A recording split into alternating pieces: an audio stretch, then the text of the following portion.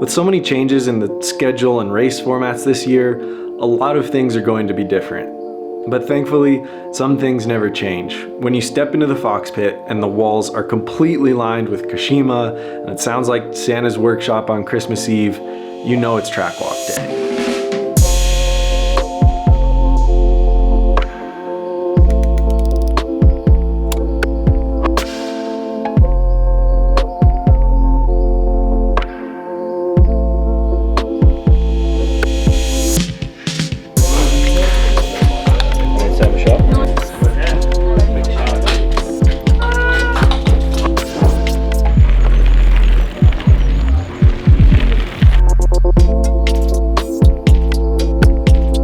I feel like it's a while since we had to do this many. Well, obviously it's a while, it was last year. So the first track walk day of the year is always a little bit, yeah, a shock to the system, I think is the best way to put it. Sick. I'm sure we'll be fine, but I just have to remember how to do it all quickly. When you're servicing in the off season, it's like, take your time, it's fine. Whereas once you've got this many forks, you have to get through them quickly. You need everything in the right place, and I haven't quite remembered where all my right places are yet. But I think a few forks and I'll be good. We also are trying to up the production value this year.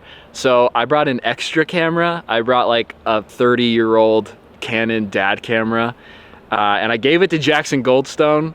He's gonna try and film some stuff on track walk. Maybe we get some footage from that, maybe not.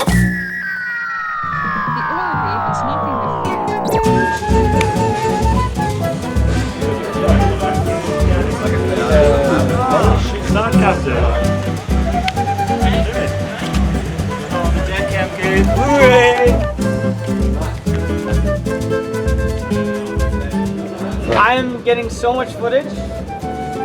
Content. What are you going to do for dial? Tell them about your compression, rebound. I'll just tell everyone where not to go.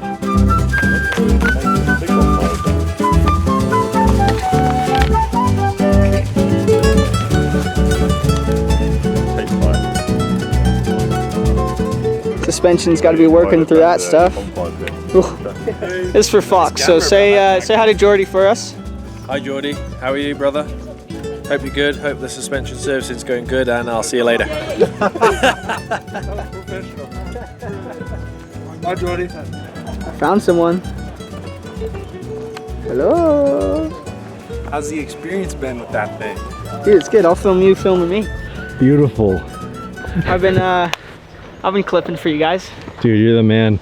Are there any key sections of this track where either line choice is really important or bike setup, suspension setup's really important? There's definitely a few. I think that off-camber bit that everyone was talking about last year. A key section where it'd be really important. That's a hard one. Probably, yeah, the top. It's super off camera at the start. It's like pretty chattery and rough. There's a lot of roots, a lot of rocks underneath. So yeah, you're kind of gonna be on the edge of your tires, bike, everything. So first half, if anything, I'd say, yeah. We will see about the new part on the top. There you have, I think, more options with lines, and the other it's the same. So I think the line which you will choose will be the fastest. So. It's always the same question, you know, like every lines are really important to get quick and to keep the speed behind. And so the bike setup will go with the same opinion, you know, like you need to set up your bike to give you a bit of speed coming out of the sections, berm or whatever. Especially here, because there's a lot of berm and some little bit of flat section, so it's important to carry speed. Honestly, everywhere.